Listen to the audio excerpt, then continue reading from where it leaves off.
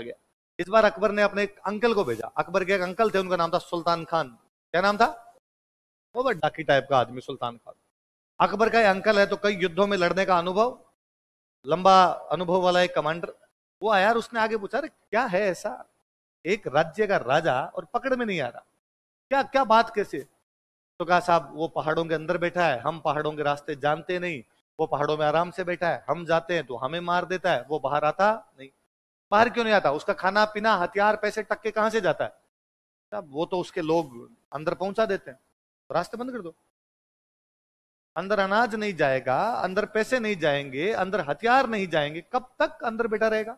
या तो सरेंडर करेगा या लड़ेगा, लड़ेगा तो मरेगा, और सरेंडर करेगा तो अपने तो यही करवाना चाहते हैं, संधि करवाना चाहते हैं। सारे रास्ते ब्लॉक किए जाए। कहां पर बैठा है? अभी कोमलगढ़ के आसपास इन पहाड़ियों के अंदर है। कहां से रास्ते निकलते हैं कि सर एक डूंगरपुर की तरफ एक रास्ता निकलता है, देवल। कौन सी जगह का रास्ता है? उसने कहा देवल के अंदर सेना बिठा दी जाए। और बताओ? साहब उदयपुर की तरफ एक रास्ता निकलता है, देवारी। कौन सी? देवारी में सेना लगाओ। और बताओ? साहब पाली की तरफ से एक रास्ता निकलता है, यहां सेना लगाओ। और बताओ? साहब सबसे महत्वपूर्ण रास्ता राजसमंद की तरफ निकलता है, जो आगे अजमेर जाता है। इससे ये दो काम करते हैं, अपना अड्डा अजमेर है, अजमेर से अपना जो भी सामान आता है उसको तो लूट लेते हैं, और इनका सामान आराम से पहुंच जाता है। वो कौन सी जगह है? कादीवेर। कौन सी जगह? 4D। 4D 4 अड्डे बनाए उसने अपने। कहां कहां बताओ? देवल।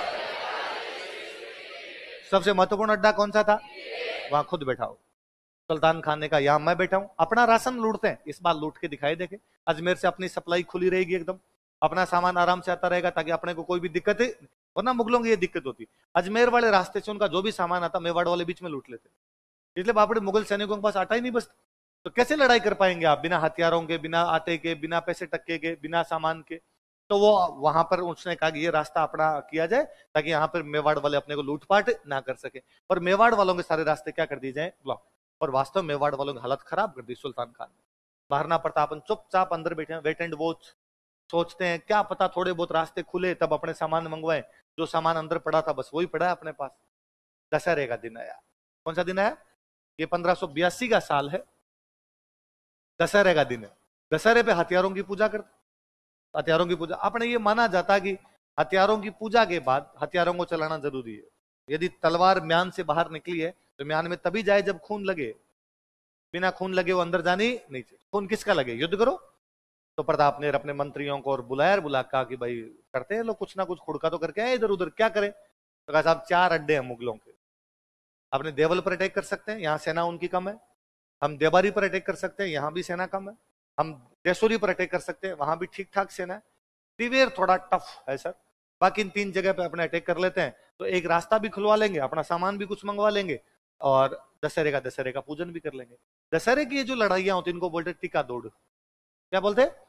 टीका। तिलक निकाला हथियारों पे, उसके बाद दौड़ लगाई, तो नाम क्या हो गया उनका? टीका। तो अपने टीका दौड़ करते हैं।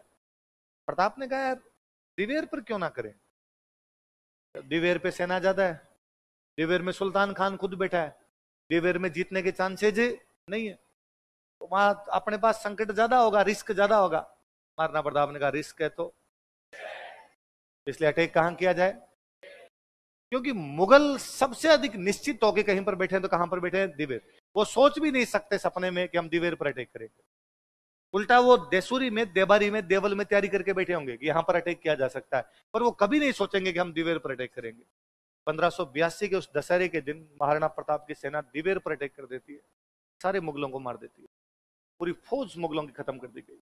या तो मुगलों ने सरेंडर किया या सारे के सारे मुगल मार दिए गए। वो दिवेर का युद्ध है। कौन सा युद्ध है? देखो दिवेर का युद्ध। वास्तव में यह युद्ध प्रताप के बेटे अमर सिंह की बहादुरी के लिए जाना जाता है। अमर सिंह युद्ध करता हुआ सुल्तान खान के पास पहुंचता है, सुल्तान खान के भाला मारता, उसके आर पार निकाल देता है भाला। सुल्तान खान जैसे बेहतरीन सेनापति को, जो यूं लगता ही आदमी दैत्याकार था, उसके भाला आर पार कर दिया था। तो सुल्तान खान को कौन मारता है? तो अमर सिंह ने मुगल सेनापति सुल्तान खान को मार दिया था। किसको मार दिया? कहते हैं सुल्तान खान जब युद्ध खत्म हो गया, घायलों को उठा उठा के ला रहे थे, तो सुल्तान खान घायलों में पड़ा था। महाराणा प्रताप सुल्तान खान से मिलने के लिए जाते हैं, वो मरने वाला सा था बेचारा एकदम। तो सुल्तान खान से पूछते हैं भाई तुम्हारी अंतिम इच्छा हो तो कोई बता दो। तो सुल्तान खान ने कहा यार जिस लड़के ने मेरे भाला मारा था ना उसको मैं देखना चाहता हूँ। मेरे भला, सुल्तान खान नाम है मेरा, मेरे को सामने आ जाए ना वो डर जाता है मेरे से, और मेरे भला आर पार निकला यार। वो मरने वाला से थे तो मारना पड़ता, वो लगा यार अमर सिंह कैंप में बैठा है, वहां से बुलाएंगे तब तक ये मरमुरा जाएगा बापड़ा।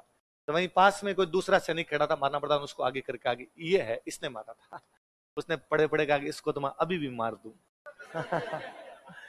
जिस लड़के ने मुझे मारा है उस लड़के की मैंने आंखें देखी थी, उसकी आंखों में चिंगारी अलग थी। तो मारना प्रताप ने भेजा कि फटाफट अमर सिंह को लाओ। अमर सिंह बुला के मारना प्रताप ने कहा ये मेरे वाला ही है, इसने मारा था।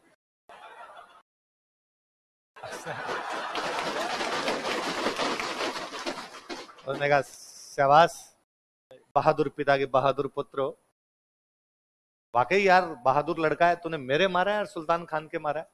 फिर उसकी आंखें यूं बंद होने लगी धीरे धीरे। महाराणा प्रताप अमर सिंह को कहते हैं इसको गंगा जल पिलाओ। हम कहते हैं कि भाई मरते हुए आदमी गंगा जल दिया जाए तो स्वर्ग मिलेगा, उसको बॉक्स मिलेगी। गंगा जल पिला दिया गया, पर सुल्तान खान की मौत नहीं, वो मरे नहीं, धीरे धीरे धड़कन चले उसके कारण कि उसके भला पूरा अंदर धंसा हुआ। घायल आदमी तभी मरेगा जब पूरा खून निकलेगा, खून निकलने की जगह नहीं, वो भाला धंसा हुआ तो खून धीमे धीमे धीमे धीमे निकले। जब तक खून नहीं निकलेगा तब तक वो मरेगा। मरना है आधे घंटे में मरे, पौने घंटे में मरे, तड़प तड़प के मरेगा बापड़ा। तो महाराणा प्रताप अमर सिंह कहते हैं कि इसका भाला खींच दे, एक झटके के अंदर हाथों आदमी मर जाए, तड़पे तो नहीं बेचारा। तो कहते हैं वो इतना मोटा आदमी था कि अमर सिंह जब भाला खींचता भाला निकलता नहीं, अंदर तो घुस गया, अब भाला बाहर कैसे निकले वहां पे। फिर अमर सिंह उसके दोनों टांगों पे खड़ा होता है, दोनों हाथ जोर से लगा खींचता है, तब वो मरता है सुल्तान खान, उसके भाला निकलता है, हाथों हाथ मर जाता है। वो अमर सिंह है जिसने दिवेर के युद्ध में सुल्तान खान के भला आर पार निकाल दिया था।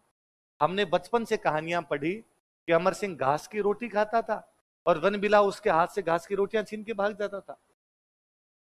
हमने पढ़ा कि हरे घासरी रोटी ही जद बन बिलावड़ो ले भाग्यो, छोटो सो अमरियो चीख पड़ो राणा रो सुत्यो दुख जाग्यो। कि 1576 के हल्दी घाटी युद्ध के बाद प्रताप की आर्थिक स्थिति खराब होती है और अमर सिंह एक दिन घास की रोटी खा रहा है और वन बिला उसके हाथ से घास की रोटी छीन के भाग। ये कैसे संभव है कि 1576 में वो लड़का इतना छोटा सा है कि उसके हाथ से वन बिलाव घास की रोटी छीन के भाग जाता है और 6 साल बाद वो सेनापति के आर पार निकाल देता है। 1576 में जब हल्दी घाटी का युद्ध होता है, अमर सिंह की एज 17 साल है। कितने साल है? मैंने बताया था कि उदय सिंह के पोता हुआ था 1559 में, वो पोता अमर सिंह है। मैंने बताया था पोता हुआ था, इसलिए उदयपुर की स्थापना की थी, एकलिंग जी के धोख लगाने के लिए गए थे। तो अमर सिंह का जन्म कब हो गया? 1559। तो हल्दी घाटी के युद्ध के टाइम वो 17 साल का है। उसकी पोस्टिंग थी उदयपुर, कि मुगलों से जब हम हल्दी घाटी में युद्ध लड़ेंगे, उदयपुर की तरफ मुगलों की सेना राजमहलों की तरफ कहीं कब्जे ना कर ले, वहां महिलाएं बच्चे हैं, उनकी पोस्टिंग वहां पर की हुई थी। पर भारत कहानियों का देश है।